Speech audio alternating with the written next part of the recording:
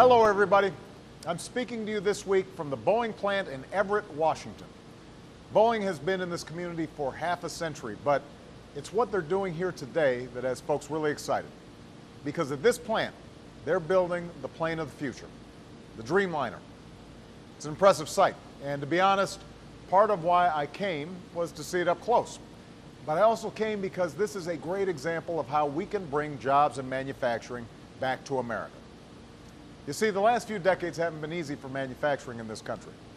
New technology has made businesses more efficient and productive, and that's good. But it's also made a lot of jobs obsolete. The result has been painful for a lot of families and a lot of communities.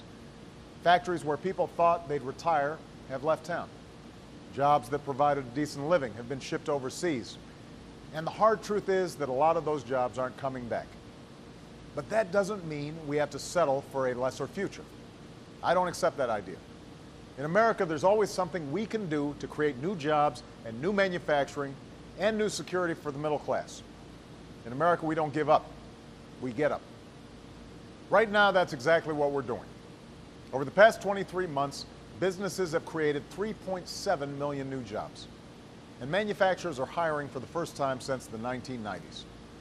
It's now getting more expensive to do business in places like China.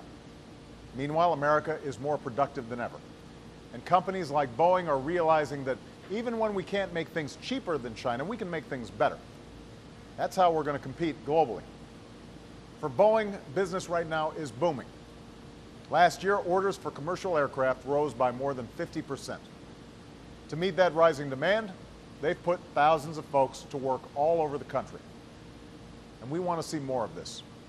We need to make it as easy as we can for our companies to create more jobs in America, not overseas. And that starts with our tax code.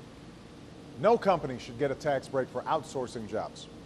Instead, tax breaks should go to manufacturers who set up shop here at home.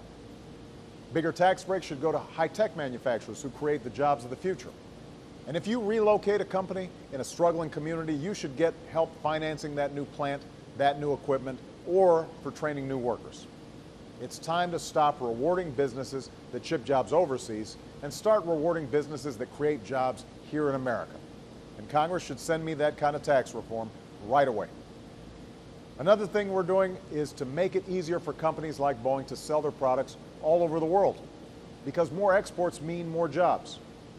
2 years ago, I set a goal of doubling U.S. exports over 5 years, and we're on track to meet that goal ahead of schedule. We have a big opportunity right now to build not only an economy that will help us succeed today, but an economy that will help our kids and their kids succeed tomorrow. We know what we need to do. We need to strengthen American manufacturing. We need to invest in American-made energy and new skills for American workers. And above all, we need to renew the values that have always made this country great. Hard work, fair play, shared responsibility. We can do this. Just ask the folks here in Everett. Right here, a few years ago, the first Dreamliner took off on its maiden trip. Thousands of employees came to watch. One was an executive office administrator named Sharon O'Hara, and as Sharon saw that first plane take flight, the result of so much hard work, she got goosebumps. In her words, she said, "We said we would do it, and we did." That's the story of America.